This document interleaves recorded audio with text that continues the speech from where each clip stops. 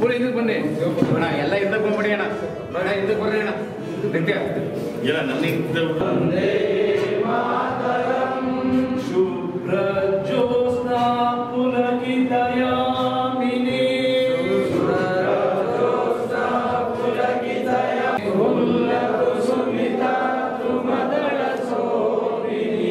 ಸುಭಾಸಿನಿ ಮಾತರಂ ವಂದೇ.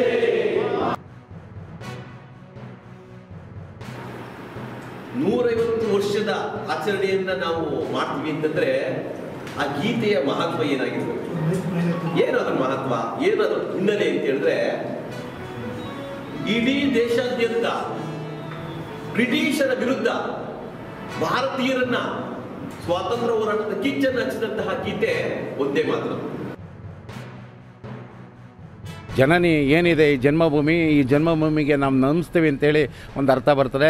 ಅರ್ಥವನ್ನು ಇವತ್ತು ಪ್ರಸ್ತುತ ಅಂತಂದರೆ ಇವತ್ತು ಭಾರತ ಮಾತೆಯನ್ನು ಯಾರು ಪ್ರೀತಿಸ್ತಾರೋ, ಈ ದೇಶವನ್ನು ಯಾರು ಪ್ರೀತಿಸ್ತಾರೋ ಅವರು ಒಂದೇ ಮಾತರಮ್ಮ ಏನು ಒಂದು ಗೀತೆ ಏನಿದೆ ಆ ಗೀತೆಯನ್ನು ಸಂಪೂರ್ಣವಾಗಿ ಅರ್ಥ ಮಾಡ್ಕೊಂಡ್ರೆ ಈ ಒಂದು ಹುಟ್ಟಂಥ ದೇಶಕ್ಕೂ ಕೂಡ ವಿಶೇಷವಾದಂಥ ಒಂದು ಗೌರವವನ್ನು ಕೊಡುವಂಥ ಕಾರ್ಯಕ್ರಮ. ನಾವು ತುಂಬ ಹೆಮ್ಮೆಯಿಂದ ಒಂದೇ ಮಾತರಂ ಗೀತೆಯನ್ನು ಪ್ರತಿ ಸಭೆಗಳಲ್ಲೂ ಜನರ ಒಗ್ಗೂಡಿಸುವಿಕೆ, ಜನರನ್ನು ಸಂಘಟನಾತ್ಮಕವಾಗಿ ಈ ಸ್ವಾತಂತ್ರ್ಯ ಚಳುವಳಿಯಲ್ಲಿ ಈ ಗೀತೆಯನ್ನು ಆಡುವುದ್ರ ಮುಖಾಂತರ ಚಳುವಳಿಗಾರರು ಹಾಗೂ ಹೋರಾಟಗಾರರು ಈ ಗೀತೆಯನ್ನು ನಮ್ಮ ಸ್ವಂತ ಮಾತೃಭೂಮಿಗೆ ಅರ್ಪಣೆ ಮಾಡಲಿಕ್ಕೋಸ್ಕರ ಈ ಗೀತೆಯನ್ನು ರಚನೆ ಮಾಡಿ ಹೇಳಿ ನಮ್ಮ ಏನು ಸ್ವಾತಂತ್ರ್ಯ ಯೋಧರಿದ್ದರು ಅವ್ರಿಗೆ ಬಹಳ ಟಾರ್ಚರ್ ಕೊಡ್ತಿರ್ತಾರೆ.